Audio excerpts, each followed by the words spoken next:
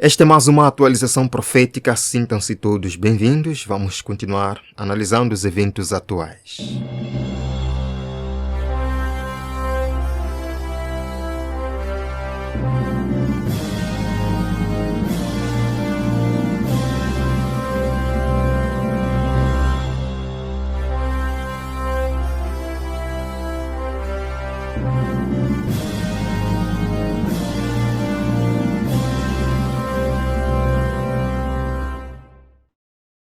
Queridos, 20 de janeiro será o primeiro dia da nova administração conservadora, quando Donald Trump poderá assumir o controle da América para os próximos 5 anos. E já podemos ter um vislumbre do que ele vai fazer. E agora, Donald Trump pediu ao cardeal católico Dolan, que na verdade é o arcebispo de Nova York, para liderar a sua oração inaugural após um culto dominical interreligioso. Isto é interessante. E é verdade que este arcebispo foi convidado em 2017, na primeira tomada de posse de Donald Trump, mas ele está sendo convidado novamente. E é verdade, este mesmo bispo Dolan deu uma entrevista à Fox News há alguns dias atrás, na verdade no dia 23 de dezembro de 2024, onde ele disse que a América está vivendo dias maravilhosos na história. Pois muita gente está aderindo ao cristianismo, as pessoas estão deixando as superstições em relação à religião, estão acreditando mais na religião, não só católica, mas cristã como um todo. Ele diz que o terreno está preparado para a tomada de posse de Donald Trump, a quem ele considera um enviado especial de Deus. Queridos, vejam aqui. Isto é de 6 de janeiro de 2025. O cardeal de Nova York, Timothy Dolan, liderará a oração na posse de Donald Trump.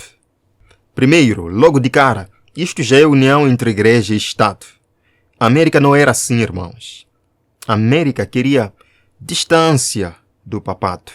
Se nós revermos a história do papado ou de Roma na América, nós veremos que as coisas não eram assim.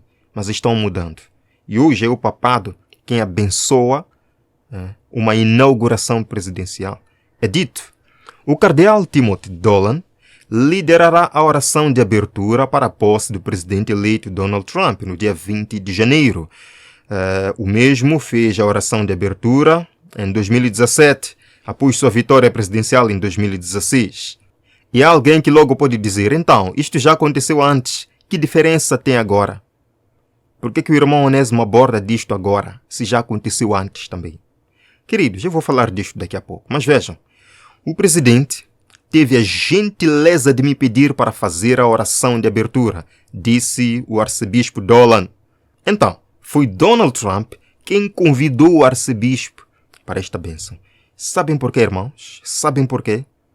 Porque quem ajudou Donald Trump a vencer as eleições foram os católicos na América. O voto católico na América é decisivo, porque eles são muitos. Vejam, Trump também estará a realizar um culto interreligioso no domingo, 19 de janeiro, um dia antes da inauguração. Uma união de fés, com presença de figuras dominantes da fé na América, para a inauguração e bênção de Donald Trump. Irmãos, eu pergunto, o que estes líderes católicos, evangélicos, protestantes e de outras religiões querem com Donald Trump? Por que eles estão apoiando este homem de tal forma? Resposta. Porque Donald Trump fez a eles promessas maravilhosas. Promessas celestiais. Que eles, a coisa que precisam fazer simplesmente é apoiá-lo. Mas agora, vocês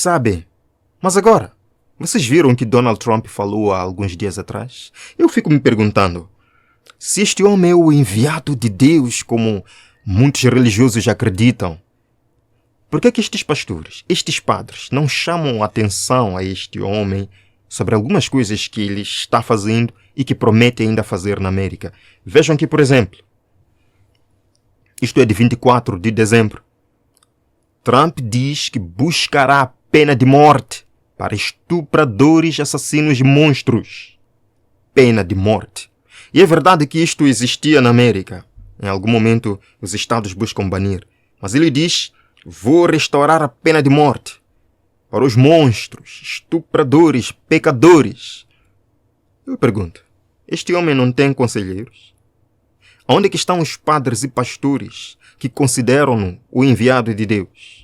Por que estes padres, pastores, bispos não estão a dizer nada? Por que eles não sentam com o homem e dizem: ei, calma aí, até este ponto não, porque Jesus perdoa a todos. Dê uma chance para eles repararem sua vida. Por que eles não estão a dizer nada? Queridos, o salário do pecado é morte, nós sabemos disto. O salário do pecado é morte, mas o verso não para por aí.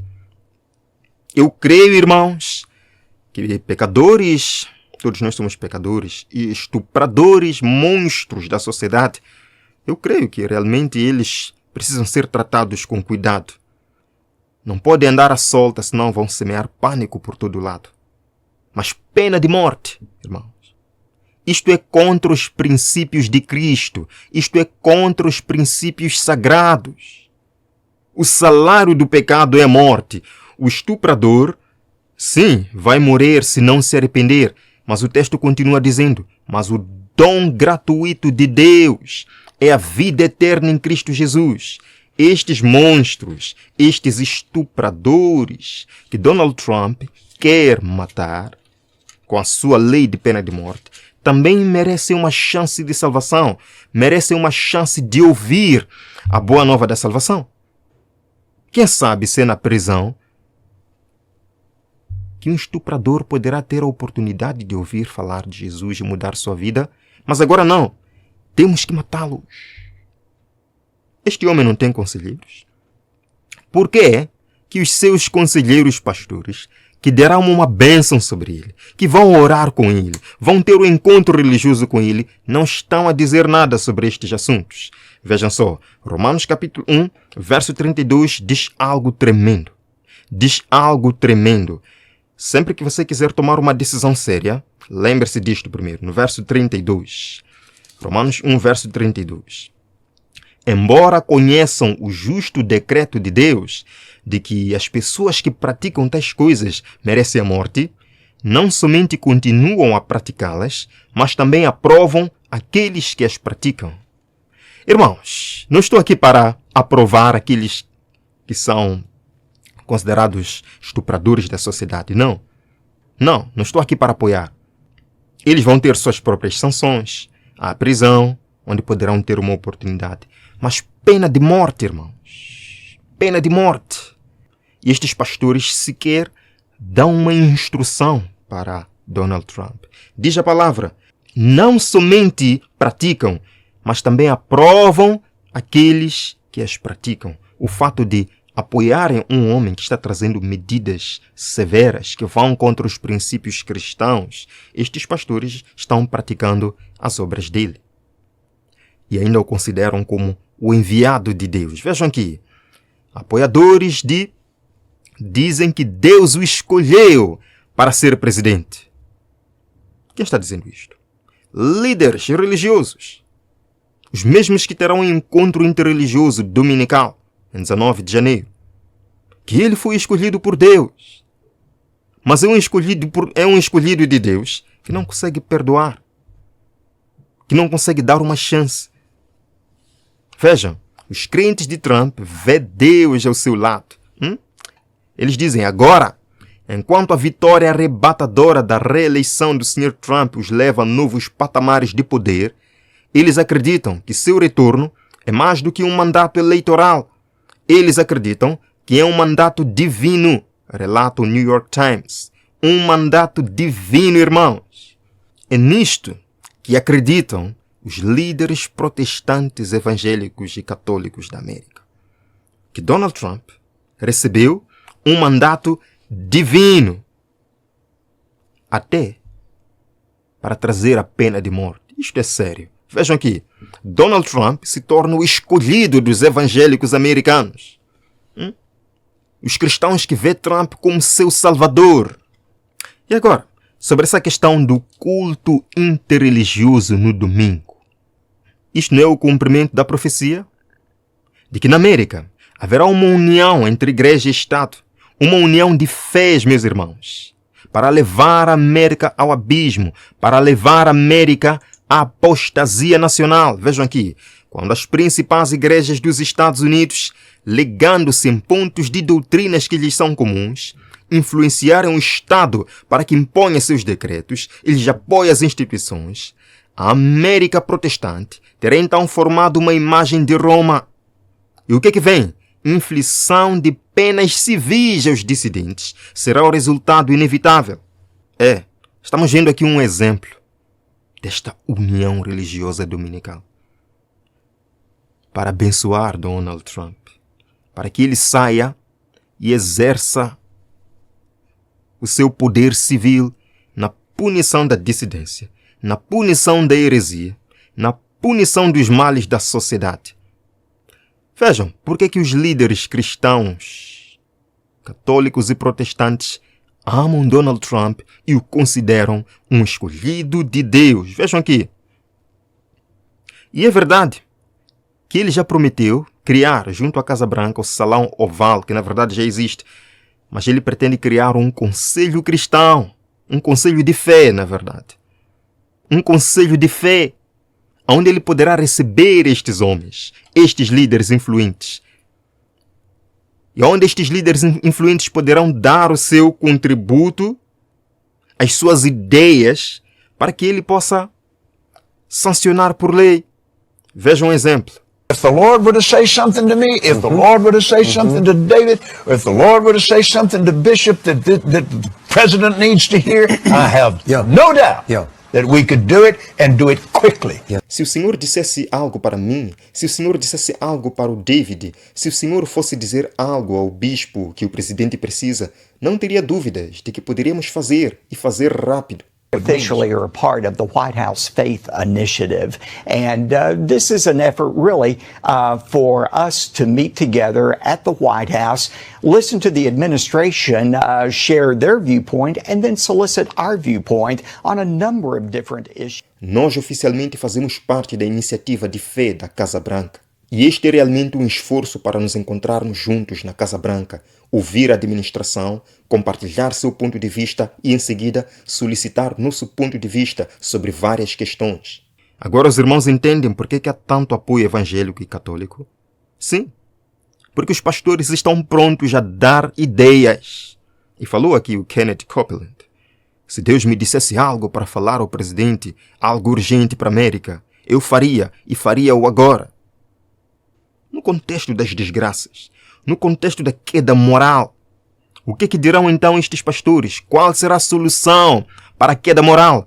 Qual será a solução para os desastres naturais? Ora, vejam aqui.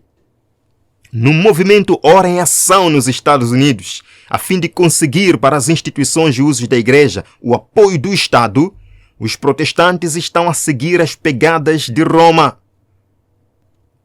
Quem que está seguindo as pegadas de Roma? Os protestantes. De que maneira? Unindo as instituições da igreja com as instituições do Estado. Buscando o apoio do Estado, meus irmãos. Vejam aqui. Na verdade, mais que isto, estão abrindo a porta para quem? Para a primeira besta do Apocalipse 3. Para a primeira besta do Apocalipse 13. Para recuperar a supremacia que perdeu no velho mundo. O grande conflito, página 573. A porta para a supremacia papal está sendo aberta através deste movimento de união dos interesses da igreja, entre os protestantes e católicos, com os interesses do Estado. A porta para o papado na América está sendo aberta diante de nós. Agora, de onde é que Donald Trump aprendeu a usar a pena de morte que ele quer restaurar agora? Vejam só. Isto vem do arauto católico. É dito, sejamos honestos. O ensino católico nem sempre proíbe a pena de morte. Roma realmente muda Pode o camaleão mudar as suas cores? Pode o leopardo mudar as suas manchas na pele? Então, como pode fazer o bem estando acostumado a fazer o mal? Vejam aqui. Terceiro, a pena de morte pode em certos momentos apoiar o bem comum. São Tomás de Aquino chama atenção para este ponto, dizendo, portanto, se um homem é mau e perigoso para a comunidade por causa de algum pecado, é louvável e vantajoso que ele seja morto para salvaguardar o bem comum. Por que Trump está querendo trazer a pena de morte de volta na América? Para salvaguardar o bem comum. É melhor que ele seja morto. Mas onde é que ele aprendeu isto? De São Tomás de Aquino. De São Tomás de Aquino. É para estas horríveis coisas que estes pastores fizeram campanha para Trump? Para matar pessoas que podem ter uma chance de se encontrar com Cristo no futuro? É para isto que eles investiram seu dinheiro na campanha? É para isto que eles disseram aos seus membros que ele é enviado de Deus? Vejam, temos que votar biblicamente. Foi o grito de campanha desse movimento que reuniu cristãos para colocar Trump no cargo. Temos que votar biblicamente. Mas agora eu pergunto, onde que está na Bíblia? Onde que está na Bíblia que temos que matar as pessoas que achamos que não têm mais chance na vida? Jesus deu exemplo. Quem de vocês não pecou, seja o primeiro a tirar a pedra. Todos desapareceram. Irmãos, estupradores, pecadores, caluniadores, todos os tipos de pecado que existem na sociedade precisam ser tratados com cuidado, principalmente entre os cristãos. Não existe caso perdido. Tirar a vida de uma pessoa pecadora não nos compete. Não é esse nosso papel. Nosso papel como líder, Donald Trump, existem instituições que podem lidar com isto. A prisão. E a prisão não é o fim do mundo. É uma chance da pessoa refletir na sua vida e se voltar para Deus, ter uma chance de voltar à sociedade. Mas ele quer acabar com eles. Quer acabar com a chance que Cristo pode dar a essas pessoas. E estes líderes dizem, vamos votar biblicamente. Isto é votar biblicamente? Vejam aqui, faça a América orar novamente. Faça a América orar novamente. Trump revela que está vendendo Bíblias. Está vendendo Bíblias. As mesmas Bíblias que Oklahoma aprovou para as escolas públicas.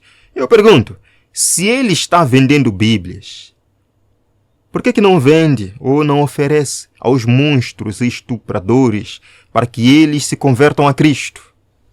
A verdade é que essas Bíblias que ele está vendendo vêm mesmo para impulsionar o movimento. E porque eles acham que o poder transformador de Cristo é insuficiente, eles planejam legislar a moralidade. Não, Cristo não é mais suficiente para transformar a vida das pessoas. Cristo não trabalha mais para transformar o coração do criminoso. Temos que legislar. Temos que obrigar as pessoas a obedecer à lei de Deus. Isto vai dar certo? Irmãos, isto realmente vai dar certo? Vejam aqui, por exemplo. Franklin Graham diz, voltar-se para Deus é a única esperança por uma nação que virou as costas para Deus. Bonito. Verdade. Verdade, mas agora vejam o que ele diz. A violência é galopante em nossas ruas. Sim, bandidos vagam e matam, não apenas à noite, mas à plena luz do dia. Uma nação que foi fundada e fundamentada na fé e nas virtudes cristãs, rejeitou Deus e suas leis. Ele continua dizendo, todo o tumulto e caos que vemos na nossa nação e no mundo hoje é um resultado direto do abandono dos padrões sagrados de Deus. Vamos dar uma breve olhada nos 10 mandamentos, a lei de Deus que é imutável e a pedra angular da civilização. O que é que ele diz? Que se há hoje gangues de bandidos, se há crime hoje nas ruas, é porque a sociedade abandonou a lei de Deus. Vejam, depois de citar a lista de 10 mandamentos que eles consideram imutáveis, embora para eles um deles já mudou, o que é um pouco contraditório, eles citam o sábado, onde dizem, Lembra-te do dia do sábado para o santificar. Deus criou os céus e a terra em 6 dias, e então no 7º dia descansou do seu trabalho. Agora vejam, eles dizem que nosso sábado moderno, neste caso o domingo, deveria ser um tempo especial para adorar. Irmãos, ele está lamentando a degradação moral da América e diz que os 10 mandamentos são a bússola moral. Só podemos voltar à moralidade através dos 10 mandamentos. E cita o 4º mandamento, falando do sábado, mas depois diz que nosso sábado moderno, que é o domingo, deve ser guardado e honrado. O que ele está querendo dizer? O que ele está querendo dizer? Que aí vem o domingo, meus irmãos. Um dia obrigatório de repouso e santificação para melhorar a moralidade da nação. Vejam que, quando um povo deixa de lado as leis de Deus e cria suas próprias normas, sua nação está em sérios apuros. Em outras palavras, temos que deixar de lado as nossas normas e usarmos as normas de Deus, incluindo o nosso domingo moderno. É dito, a lei de Deus é santa e imutável. Sim, a lei de Deus é imutável. E a lei de Deus diz sábado, não domingo. E por fim ele diz que é uma questão de vida ou morte. É uma questão de vida ou morte. Salvação da América ou perdição da América. Temos que trazer a lei de Deus obrigatoriamente para salvar a América. Deixe-me vos dizer, irmãos, que a lei de Deus não pode ser obedecida pela obrigação. Em nenhum lugar da Bíblia, Deus obriga as pessoas a obedecerem. Davi diz lá em Salmos, quanto amo a tua lei, é o meu prazer o dia todo. É o meu prazer o dia todo. Este tipo de ideia de trazer a lei de Deus por obrigação, não é o Espírito de Cristo, é o Espírito do papado. Porque é assim como o papado trabalha. Vejam, João 14, verso 15. O que é que Jesus diz? João 14, 15. Se vocês me amam, obedecerão os meus mandamentos. Qual é a única maneira de obedecer aos mandamentos de Deus? Amando a Jesus. Mas não, estes líderes não querem que as pessoas amem a Jesus, mas querem que as pessoas obedeçam a Deus. Como é que é possível obedecer a Deus sem amá-lo? Não é possível. Deus não aprecia uma obediência cega, uma obediência forçada, sob pena de multa e prisão e morte. Não é desta obediência que Deus quer, mas uma obediência por amor. Primeira carta de João, capítulo 5, verso 3, diz a palavra de Deus. Porque nisto consiste o amor de Deus, em obedecer aos seus mandamentos. E os seus mandamentos não são pesados. Obedecemos a Deus por amor a Ele. Terminando, capítulo 2, versos 3 e 4. Primeira carta de João, capítulo 2, 3 e 4. Sabemos que o conhecemos se obedecemos aos seus mandamentos. Verso 4. Aquele que diz, eu o conheço, mas não obedece aos seus mandamentos, é mentiroso e a verdade não está nele. Só amando Jesus, só conhecendo Jesus, é que nós poderemos obedecer os seus mandamentos. Por isso que descrevendo o povo nos últimos dias, o povo remanescente, Apocalipse 12 diz que os que são alvos da perseguição de Satanás são aqueles que guardam os mandamentos de Deus e têm um testemunho de Jesus. Apocalipse 14, verso 12 também diz, aqui está a paciência dos santos, os que guardam os mandamentos de Deus e a fé em Jesus. A obediência e o amor andam juntos. Não é obediência por obrigação, sob pena de morte. Isto não é obediência e nem vai transformar nação alguma. Esta unidade religiosa, irmãos, interreligiosa, vai culminar em breve com a imposição do descanso dominical. E nós já sabemos disto, por meio da palavra de Deus. Vejam só, será que nós, como povo de Deus, precisamos estar realmente surpresos com isto?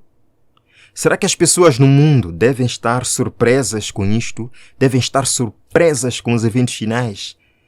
Será que os eventos finais devem pegar o mundo de surpresa quando tem atalaias por quase todos os países do mundo que deviam pregar a mensagem, vejam neste texto que a mim toca bastante. Vejam só. Devemos esperar até o cumprimento das profecias do fim antes de dizermos alguma coisa a respeito delas? De que valor serão as nossas palavras então? Onde está a nossa fé na palavra de Deus? Temos de ver as coisas preditas acontecerem antes de acreditarmos no que ele disse? Em raios claros e distintos, a luz chegou até nós, mostrando-nos que o grande dia do Senhor está próximo, mesmo às portas. Vamos ler e compreender antes que seja tarde demais. Tudo foi revelado. Aqui estamos apenas comprovando, vivendo na pele o que Deus escreveu há muitos anos. Este é o tempo de nós levarmos a crédito a profecia. Não só vivermos dela, da palavra de Deus, mas anunciarmos a outros para que não sejam pegos de surpresa. Esta é a nossa responsabilidade. Vamos terminar com uma oração. Senhor, obrigado por este momento maravilhoso. Obrigado, Pai, porque nos deu uma missão especial de comunicar a verdade para este tempo. Vem estar conosco, Senhor. Ensina-nos a sair e a comunicar salvação para o pecador. Que sejamos nós, aquele remanescente que guarda os mandamentos e tenha o amor de Jesus, a fé de Jesus. Que tenhamos o espírito de profecia, Pai, na nossa vida. E que jamais sejamos enganados pelo inimigo, mas vitoriosos a cada instante. Em nome de Jesus. Amém. É sempre um prazer estar com vocês. Pela graça de Cristo, nós nos veremos amanhã para mais uma atualização profética. Até breve.